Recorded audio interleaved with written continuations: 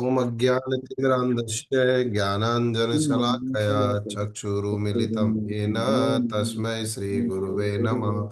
श्रीचैतन्यमनोभीष्टं स्थापितं येन भूतले स्वयं रूपा कदा मह्यं ददाति स्वपदान्तिकं।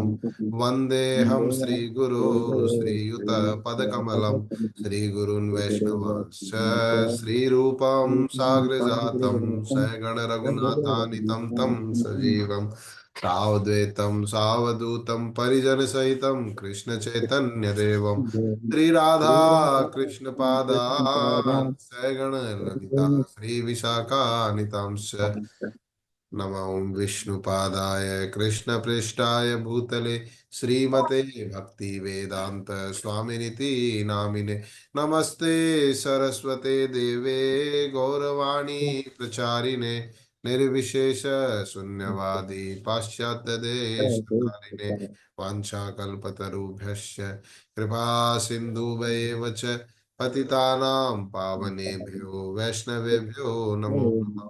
जय श्री कृष्णा चैतन्य प्रभु नित्यानंद श्री अद्वैत गदाधर श्रीवासादि गौर भक्त वृंद हरे कृष्णा कृष्णा कृष्णा हरे हरे हरे राम राम राम हरे हरे। हरे कृष्णा। आप सब लोगों का स्वागत है हमारी हम लोगों की जो ये साप्ताहिक भगवत गीता रीडिंग क्लास है। तो आज से हम लोग भगवत गीता के प्रथम अध्याय के प्रथम श्लोक से शुरू करेंगे।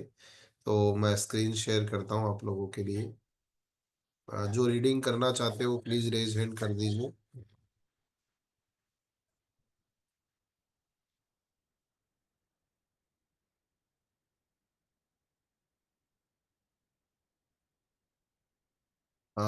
जो हमारा प्रथम चैप्टर है उसका नाम है कुरुक्षेत्र के युद्ध स्थल में सैन्य निरीक्षण। तो यहाँ मैं आप लोगों से पूछना चाहूंगा, जो पांडव थे और जो कौरव थे उनकी कितनी कितनी सेनाएं थी, कोई बताना चाहेगा? तो थोड़ा क्वेश्चन आंसर में करेंगे तो अच्छा। प्रभु प्रभु जी, यस। अ, जो पांडव थे उनकी 7 अक्षौणी सेना थी और जो कौरव थे उनकी 13 अक्षौणी सेना थी। नहीं, आपने थोड़ा सा 11 गलत 11 बता थी। दी। 11 थी, हाँ शायद। और बहुत पहले उनकी महाभारत 11, देखी। 11 और 7 ऐसे अक्षुणी थी। अच्छा, हाँ, एक अक्षुणी सेना में क्या था, कोई बताना चाहेगा? एक अक्षुणी सेना का मतलब क्या?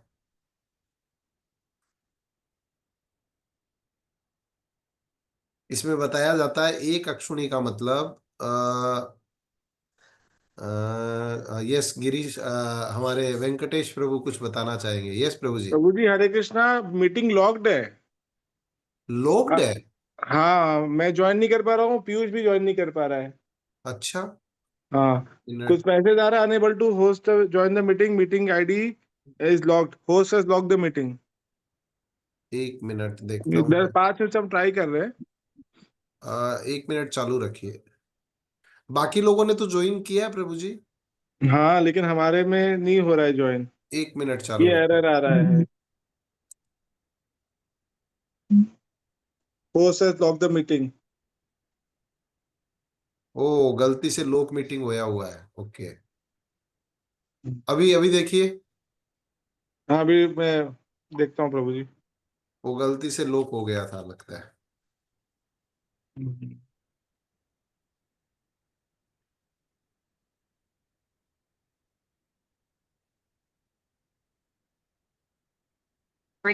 आ गया। हो रहा है ना? हाँ, वो गलती से लोक हो गया था प्रभु जी। मैं इसमें जो पार्टिसिपेंट जब ज्वाइन करते हैं उसको वो किया था। चलिए ठीक है। तो कोई बताना चाहेंगे एक अक्षौणी सेना में कितने क्या लोग होते हैं? हाँ, यस राधिका माता जी, आप अनम्यूट कर सकते हैं अपने आप को। आपका रेज हैंड राधिका माता जी। ये वेंकटेश प्रभु कुछ ना कुछ करते रहते हैं। अनम्यूट करिए प्रभु जी, अपने आप को अनम्यूट करिए। आपको पहले अनम्यूट करना पड़ेगा अपने आप को। था। हाँ, क्या बोल रहे प्रभु जी? मीटिंग लॉग थी इसके लिए किया था। अच्छा अच्छा अच्छा। हाँ। ठीक है। तो एक अक्षुणी सेना में बताया जाता है कि 21,870 रथ होते थे। 21,870 ही हाथी के ऊपर जो होते थे, और 65,610 घोड़े होते थे, और 1,09,350 पैदल सैनिक होते थे। ये एक अक्षुणी सेना हुई। तो आप सोच के देखिए, टोटल दोनों तरफ से कितनी अक्षुणी हो गई? 11 7 18। मतलब महाभारत में वर्णन है, करीबन करीबन 1,65,00,000 लोगों को अकेले अर्जुन ने मारा था। तो ये हमारी थोड़ी समझ के बाहर लगता है, लेकिन ये ऐसा है। अच्छा, ये हम लोगों को वो स्टोरी तो पता होगी ना, कि ये जब भगवान ने पूरी कोशिश की थी युद्ध विराम करने की, इवन भगवान स्वयं गए थे दुर्योधन के पास, कि भाई इस युद्ध को रोक दीजिए। भगवान शांति दूत बन के गए थे, और भगवान ने बोला कोई बात नहीं, आप इनको एक काम करो, 5 गांव दे दो। लेकिन दुर्योधन इतना ज्यादा बदमाशी किया कि बोला 5 गांव तो क्या, एक सुई की नोक की जितनी भी जगह नहीं दूंगा। और भगवान कृष्ण को भी उन्होंने पकड़ने की कोशिश की। अब युद्ध अवश्यम भावी हो गया, युद्ध फाइनल हो गया कि अभी युद्ध होने वाला है। फिर भी दुर्योधन इतना निर्लज था कि उस समय सबको पता था कि भगवान कृष्ण के हस्तक्षेप के बिना, या उनकी मतलब उनकी सबसे ज्यादा जरूरत रहेगी। तो अब दुर्योधन और अर्जुन दोनों पहुंच जाते हैं भगवान के पास। लेकिन चूंकि दुर्योधन अपने स्वभाव से घमंडी था, अकड़ू था, तो वो जाके भगवान के सर के पास जाके खड़ा हो गया, भगवान के सिराने के पास। और अर्जुन चूंकि स्वाभाविक रूप से एक भक्त है, तो वो भगवान के पैर के पास जाके खड़ा हो गया। वैसे पहले दुर्योधन आया था, बाद में अर्जुन आया था। लेकिन हम लोग देख सकते हैं, जब भी आदमी सोया रहता है और जब आंख खोलता है, तो सबसे पहले किसे देखेगा? जो उनके पैर की तरफ होता है। तो भगवान ने चूंकि अर्जुन को देखा, और दोनों ने बात की। आप सोचिए, इसके कुछ समय पहले ही दुर्योधन ने भगवान को बंदी बनाने की कोशिश की थी, फिर भी वो मांगने पहुंच गया। और भगवान से दोनों जन कहते कि भाई अब ये युद्ध होने वाला है, तो हमें आपकी जरूरत है। लेकिन भगवान एक शर्त रख देते हैं कि एक तरफ मैं निहत्ता, और दूसरी तरफ मेरी पूरी नारायणी सेना। वो नारायणी सेना थी 11 लाख अक्षुणी। तो एक तरफ वो रहेगी, नहीं 11 लाख थी कि 8 लाख थी, सॉरी मुझे कंफ्यूजन है, मैं आपको चेक करके बताऊंगा। तो वो एक तरफ रहेगी, एक तरफ मैं रहूंगा। तो अब भगवान कहते हैं कि चूंकि तुम दोनों आए हो, लेकिन मैंने अर्जुन को पहले देखा है, तो मैं अर्जुन को पहले मौका दूंगा कि वो दोनों में से जो चॉइस करना चाहे कर सकता है। अर्जुन स्वाभाविक रूप से भक्त है, तो अर्जुन ने बिना संकोच किए भगवान को मांगा। हम लोग जैसे सुनते हैं, हमें भगवान के पास जाके भगवान से मांगना है या भगवान को मांगना है। से और को का डिफरेंस है केवल। तो अर्जुन ने क्या किया? भगवान को मांगा। अब दुर्योधन भी बनावटी तौर पर बोलने लगे, अरे मुझे भी तो आपको ही मांगना था, लेकिन चलो ठीक है, अभी आपकी ये 11 अक्षुणी सेना मैं ले लेता हूं।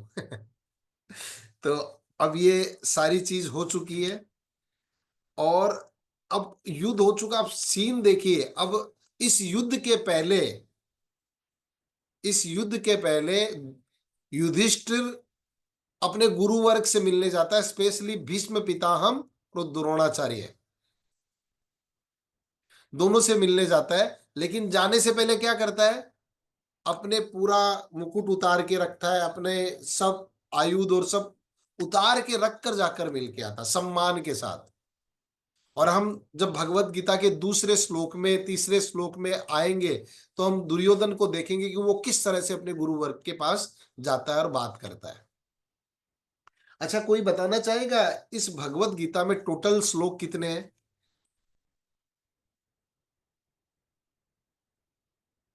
यस गिरीश प्रभु जी। 700 श्लोक है प्रभु जी।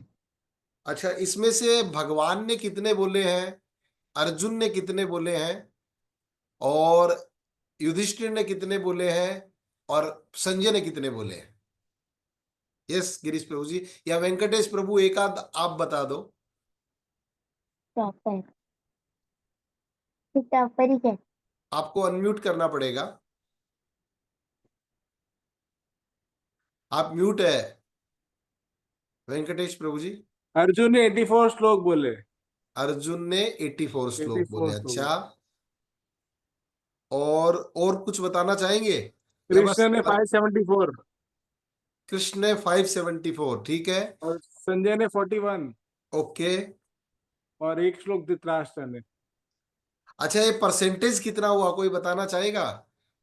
574 प्रभु जी करीबन 81% हुआ, 82%। हाँ, 82% जैसा हुआ, यस। 82%। और अर्जुन ने बोला वो 12% जैसा हुआ, और संजय ने 5.9%, और धृतराष्ट्र ने 0.01% श्लोक बोला। तो ये इससे हम समझ सकते हैं ये भगवत गीता भगवान का गान है, भगवान के द्वारा गाया गया है। अच्छा, ये युद्ध में आप लोग थोड़ा विजुअलाइज करके देखिए, क्योंकि अभी हमें हमारा पहला श्लोक स्टार्ट करना है, कि दोनों सेना के लोगों को आपस में पहचाना कैसे गया, कि भाई कौन युधिष्ठिर के पक्ष में है, कौन दुर्योधन के पक्ष में है। क्योंकि आयुध तो वही है, उस समय ऐसा तो था नहीं कि जैसे आईपीएल होता है तो किसी का हेलमेट लाल कलर का कर दिया, किसी का ब्लू कलर का कर दिया, ऐसा तो था नहीं। तो क्या किया होगा?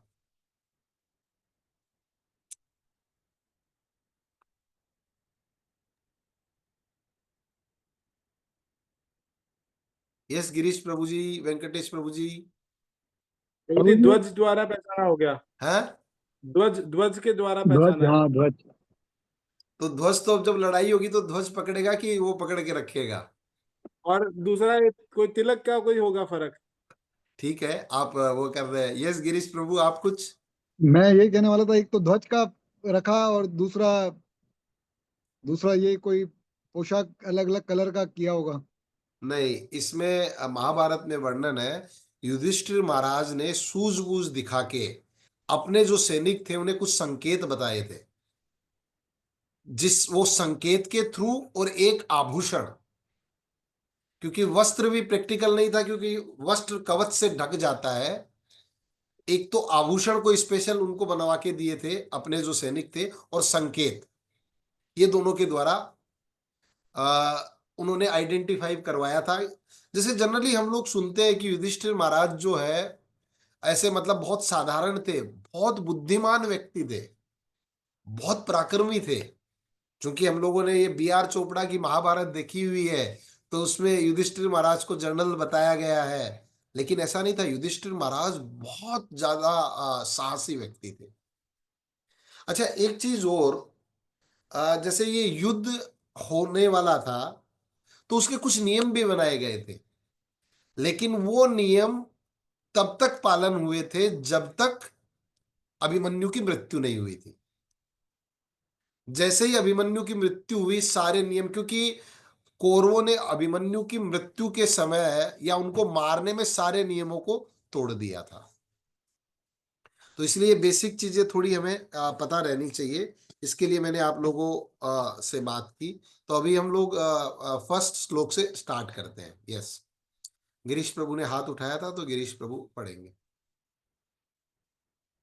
भगवत गीता एक बहुपठित आस्तिक विज्ञान है नहीं जो प्रभु जी, गीता श्लोक मार्ग में। नंबर 1 से पढ़ना है।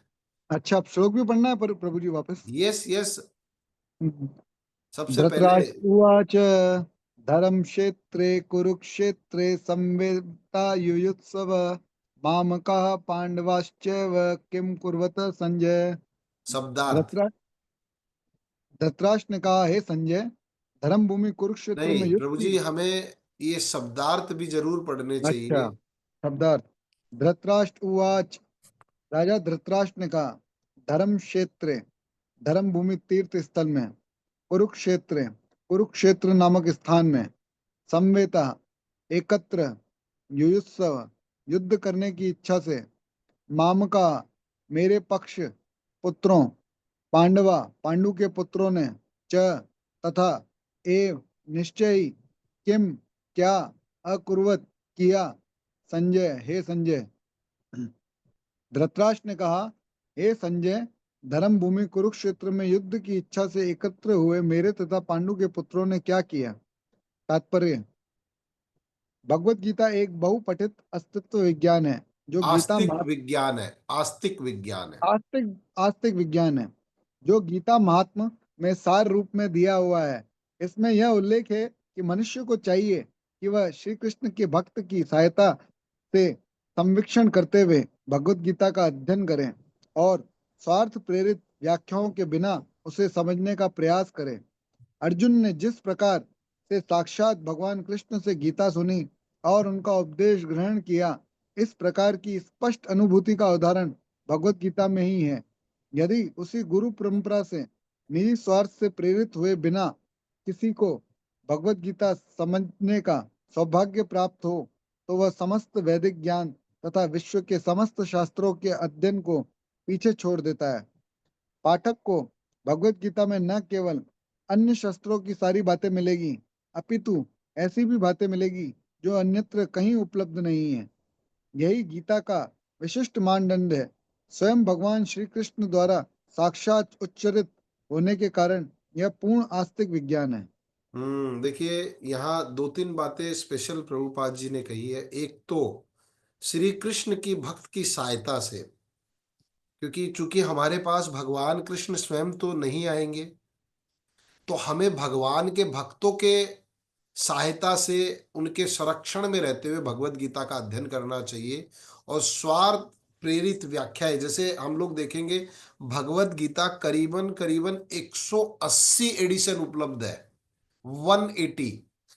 उसमें से आप देखेंगे ज्यादातर जो एडिशन है, और जो लोगों ने इस भगवत गीता को बोलते हैं या समझाते हैं, उसमें अपने स्वार्थों को डाल दिया है, अपना अपना लॉजिक, अपना अपना सोच, कुछ ना कुछ उसमें ऐड कर दिया है। जबकि प्रभुपाद जी ने इस भगवत गीता को यथारूप प्रस्तुत किया है। एक तो ये बात हमें सदैव ध्यान रखनी चाहिए कि हम लोग बहुत सौभाग्यशाली हैं। और दूसरा, भगवत गीता एक ऐसा ग्रंथ है, ऐसा ज्ञान है जिसमें हमें सारे शास्त्रों की बात मिलेगी, प्लस इसमें ऐसी बात मिलेगी जो दूसरी जगह नहीं है। स्पेशली हम भगवत गीता में आगे के अध्यायों में देखेंगे, भगवत गीता के अलावा भगवान ने कहीं भी अपने आप को भगवान के तौर पर स्थापित नहीं किया है। भगवत गीता में दो तीन श्लोकों में भगवान अपने आप को स्थापित करते कि मैं ही भगवान हूं। स्पेशली 7.7 और 10.8, ये दो श्लोक ऐसे हैं जिसमें भगवान स्वयं कहते हैं कि ये सब कुछ मुझ पर आश्रित है, या मैं ही इसका एकमात्र भोक्ता हूं। तो ये हमें ध्यान रखना चाहिए। यस, आगे कौन पढ़ना चाहेगा? गिरीश प्रभु पढ़े। श्रुति माता जी प्लीज आप पढ़िए। महाभारत में वर्णित धृतराष्ट्र तथा संजय की वार्ताएं इस महान दर्शन के मूल सिद्धांत का कार्य करती है। माना जाता है कि इस दर्शन की प्रस्तुति कुरुक्षेत्र के युद्धस्थल में हुई, जो वैदिक युग से पवित्र तीर्थस्थल रहा है। इस प्रवचन भगवान द्वारा मानव जाति के पथ प्रदर्शन हेतु तब किया गया जब वे इस लोक में स्वयं उपस्थित थे। धर्म क्षेत्र शब्द सार्थक है क्योंकि कुरुक्षेत्र के युद्ध स्थल में अर्जुन के पक्ष में श्री भगवान स्वयं उपस्थित थे। कौरवों का पिता धृतराष्ट्र अपने पुत्रों की विजय की संभावना के विषय में अत्यधिक संदिग्ध था। अतः इसी संदेह के कारण उसने अपने सचिव से पूछा, उन्होंने क्या किया? वह आश्वस्त था कि उसके पुत्र तथा उसके छोटे भाई पांडु के पुत्र कुरुक्षेत्र की युद्ध भूमि में निर्णयात्मक संग्राम के लिए एकत्र हुए हैं। फिर भी उसकी जिज्ञासा सार्थक है।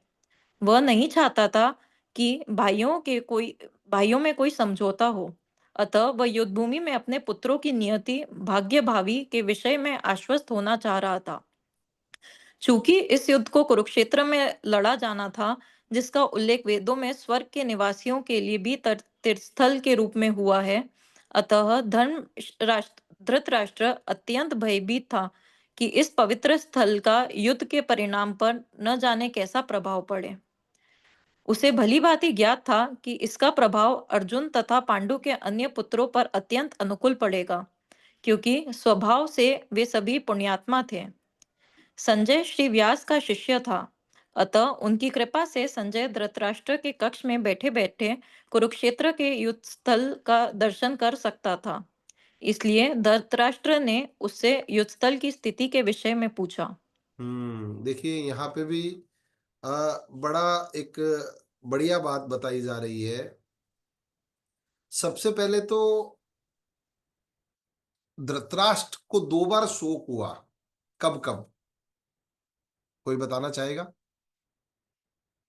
धृतराष्ट्र के हाथ में आते आते 2 बार ये रह गया था।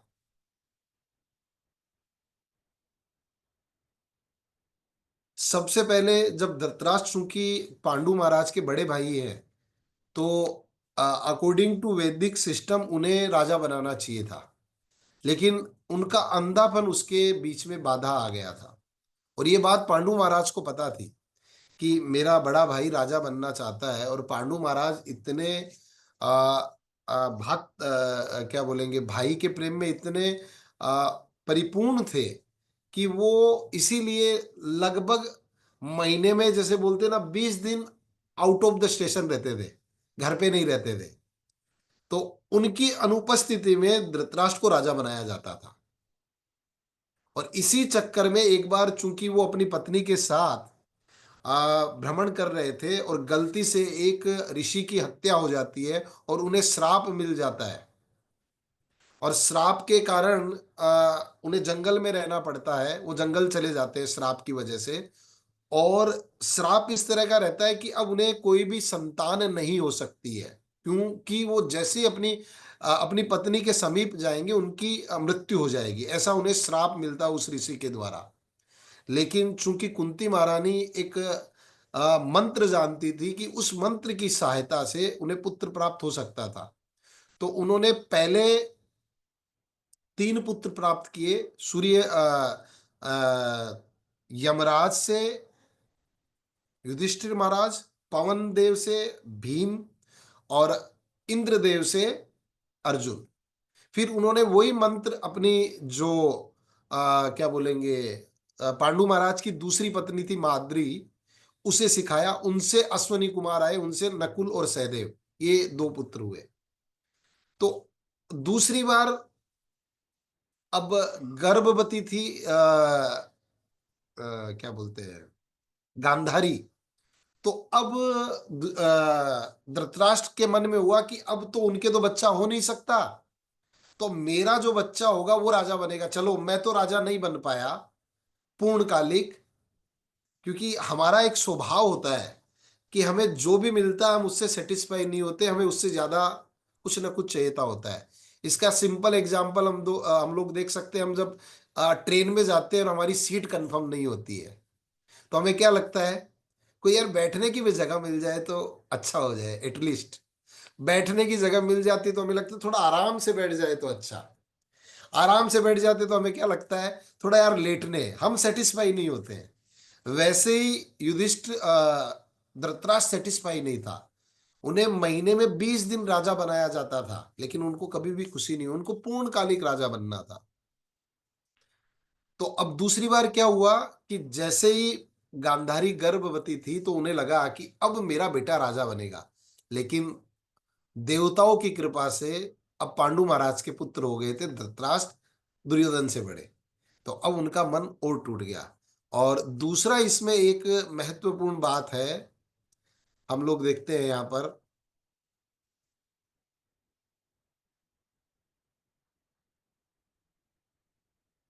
यहां बताया गया है कि कुरुक्षेत्र, जिनका उल्लेख वेदों में स्वर्ग के निवासियों के लिए भी तीर्थ स्थल के रूप में हुआ है। आप लोगों को जानकर बड़ा आश्चर्य होगा, देवता लोग जब भी पृथ्वी पर आते हैं तो वो पृथ्वी को टच नहीं करते हैं। क्योंकि पृथ्वी को, जैसे आप लोग मान के देखिए कि कभी एकदम गंदी जगह पे जाए तो क्या हम नीचे, मतलब अगर मान लीजिए हम बाइक पे या कोई भी व्हीकल गाड़ी में है, सिंपली समझ लीजिए गाड़ी में है और बहुत गंदी जगह है, तो क्या हम लोग वहां उतरेंगे? नहीं, हम लोग नहीं उतर पाएंगे। तो वैसे ही देवता लोग इस जगत में आते हैं तो वो अपने पांव भी नहीं रखते हैं। इवन मैंने एक बार एक लेक्चर में सुना था कि इवन वो लोग टॉयलेट भी नहीं करना चाहते यहाँ पर। टॉयलेट भी अपने घर करके, मतलब स्वर्ग जाके करना चाहते, इतनी गंदी जगह इस पृथ्वी लोक को मानते हैं। ये श्रेणु दीदी, आप एक पैराग्राफ बचा पढ़ सकते हैं? हरे कृष्णा। पांडव तथा धृतराष्ट्र के पुत्र दोनों ही एक वंश से संबंधित हैं, किंतु यहाँ पर धृतराष्ट्र के वाक्य से उसके मनोभाव प्रकट होते हैं। उसने जानबूझकर अपने पुत्रों को कुरु कहा और पांडु के पुत्रों को वंश के उत्तराधिकार से विलग कर दिया। इस तरह पांडु के पुत्रों अर्थात अपने भतीजों के साथ धृतराष्ट्र की विशिष्ट मनस्थिति समझी जा सकती है। जिस प्रकार धान के खेत से अवांछित पौधों को उखाड़ दिया जाता है, उसी प्रकार इस कथा के आरंभ से ही ऐसी आशा की जाती है कि जहाँ धर्म के पिता श्री कृष्ण उपस्थित हो, वहाँ कुरुक्षेत्र रूपी खेत खेत में दुर्योधन आदि धृतराष्ट्र के पुत्र रूपी अवांछित पौधों को समूल नष्ट करके युधिष्ठिर आदि नितांत धार्मिक पुरुषों की स्थापना की जाएगी। यहाँ धर्म क्षेत्र तथा कुरुक्षेत्र शब्दों की उनकी ऐतिहासिक तथा वैदिक महत्ता के अतिरिक्त यही सार्थकता है। हम्म।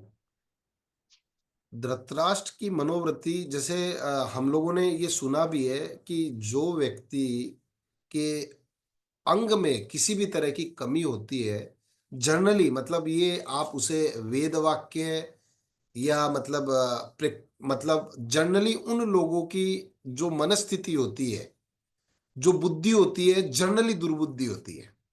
जिस भी व्यक्ति के शरीर में किसी न किसी तरह का कमी होती है, क्योंकि वो एक नैरो माइंडेड या नेगेटिव अप्रोच के व्यक्ति बन जाते हैं। तो यहाँ धृतराष्ट्र देखिए कितना मतलब नैरो माइंडेड है कि पांडु, मतलब पांडु और वो दोनों ही तो कुरुवंशी है, लेकिन उसने क्या किया, कौरवों और पांडवों ने मतलब उनको अपने वंश से ही अलग कर दिया। उसकी दुर्बुद्धि है। और लास्ट की 2-3 लाइन में प्रभुपाद जी बताते हैं कि ये जो धर्म क्षेत्र है, ये जो कुरुक्षेत्र धर्म क्षेत्र है, क्योंकि यहाँ पर धर्म की एक बार खेती हुई थी और उसीलिए ये स्थान एक ऐसा स्थान है, यहाँ जो भी व्यक्ति जाएगा वो गलत काम करना मुश्किल हो जाएगा, नहीं कर पाएगा अगर थोड़ा भी नॉर्मल व्यक्ति हो। लेकिन देखिए हम लोग आगे देखते हैं या महाभारत में हमने सुना है कि यहाँ पर भी कुरुओं ने कितने कितने गलत कार्य किए, कितने कितने नियमों को तोड़ा। इसलिए इसीलिए बोलते हैं कि जो बुरा व्यक्ति होता है उसकी कॉन्शियसनेस बुरी कहीं पे भी जाके सुधर नहीं सकती, उसका सुधरना मुश्किल हो जाता है। हरे कृष्णा। तो आज हम लोगों ने फर्स्ट श्लोक पढ़ा क्योंकि थोड़ी सी बैकग्राउंड समझना जरूरी था। कल से हम लोग बाकी के श्लोक पढ़ते जाएंगे कंटिन्यूएशन में, और कोई भी अगर लगा तो उसकी व्याख्या करेंगे। आज हम लोगों ने जो चर्चा की, अभी 2 मिनट हमारे हाथ में है। अगर हम कुछ बात करना चाहे, कोई किसी के मन में कोई जिज्ञासा है तो पूछना चाहे तो पूछ सकते हैं, नहीं तो हम लोग खत्म करते हैं। गिरीश प्रभु, आपका पहले का ही हाथ खड़ा है या कुछ पूछना चाह रहे हैं? प्रभु जी, वेंकटेश प्रभु, आपका भी। प्रभु जी क्या है भी ना, ऊपर किया। कर्ण कर्ण भी तो हुआ था प्रभु जी, हाँ, वो कुंती से। कर्ण कर्ण जो हुए थे वो उनकी शादी के पहले ही हो गए थे। हाँ, शादी के पहले। यस। और वो एक मंत्र है, वो मंत्र भी उन्हें दुर्वासा ऋषि द्वारा मिला था। आप सोच के हम्म। देखिए, दुर्वासा ऋषि ने भी उनको क्या वरदान दिया। और दुर्वासा ऋषि जब उनके पिता के पास गए थे, और दुर्वासा ऋषि बड़े उग्र स्वभाव के ऋषि हैं, बहुत जल्दी प्रसन्न हो जाते और बहुत जल्दी नाराज हो जाते थे। तो कुंती महारानी ने उन्हें अपनी सेवाओं से बड़ा प्रसन्न किया और उन्होंने उन्हें वरदान दिया। कुंवारी लड़की को सोच के देखिए कि तुम जिस भी देवता का आह्वान करोगी वो देवता प्रकट हो जाएंगे, इतना बोल के छोड़ दिया। ये नहीं बताया कि वो आएंगे तो क्या होगा क्या नहीं होगा, वरदान दिया और निकल गए। तो उसी कंफ्यूजन में कुंती महारानी ने एक दिन सोचा कि अरे वाह, ऐसा हो सकता है क्या। तो उन्होंने इसी मतलब जिज्ञासा में सूर्य भगवान को देखा और उनका आह्वान किया वो मंत्र के द्वारा। तो सूर्य भगवान प्रकट हुए और प्रकट होके उन्हें पुत्र रूप में कर्ण प्रदान करके गए। तो ये उन्होंने कुछ बताया भी नहीं और वरदान दे के निकल गए। तो ऐसा हुआ था। हाँ, ये ठीक है। वेंकटेश प्रभु, आप कुछ प्रकाश डालना चाहते हैं? प्रभु जी, आपने बोला कि देवता लोग भी जैसे धरती पर आते नहीं, मतलब वो पर्टिकुलर नीच नीच से नीच कार्य के लिए भी आते नहीं है, या आना पसंद नहीं करते। पर जगन्नाथपुरी में तो देवता, मतलब मंदिर में एक पर्टिकुलर हाफ एन आवर या 1 आवर का टाइम होता है जब देवता भी आना पसंद करते हैं। तो वो प्रकाशशाली, जैसे आपने बोला था कि भाई वो सुसु पॉटी करने भी नहीं आते हैं, आना नहीं चाहते। बिल्कुल। तो पूरी पृथ्वी की तो बड़ी बात है। पृथ्वी में कुछ कुछ स्थान तो है ना, जैसे ये धर्म क्षेत्र है, यहाँ वो आना चाहते हैं। वैसे जगन्नाथपुरी है, वृंदावन है, वहां तो वो मतलब आप समझिए कुछ भी बनकर आना चाहते हैं। जैसे जगन्नाथपुरी में तो वो देवता के रूप में आते हैं या मनुष्य के रूप में आते हैं मोस्टली, क्योंकि मंदिर में तभी उन्हें एंट्री मिलेगी, नहीं तो मिल नहीं सकती एंट्री। लेकिन वृंदावन में तो वो क्या क्या बन के आते होंगे, आप सोच के देखिए। तो पूरी पृथ्वी पे नहीं आते ऐसा नहीं है, मतलब कुछ कुछ जगह जहां वो आते हैं, बाकी पसंद नहीं करते ऐसे देवता। ठीक है प्रभु जी। हरे कृष्णा। वाञ्छा कल्पतरुभ्यश्च कृपा सिन्धुभ्येव च पतितानां पावनेभ्यो वैष्णवेभ्यो नमो नमः। अनंत कोटि वैष्णव वृंद की जय। नाम आचार्य श्रील हरिदास ठाकुर की जय। जगत गुरु श्रील प्रभुपाद की जय। निताई गौर प्रेमानंदे। हरि हरि बोल।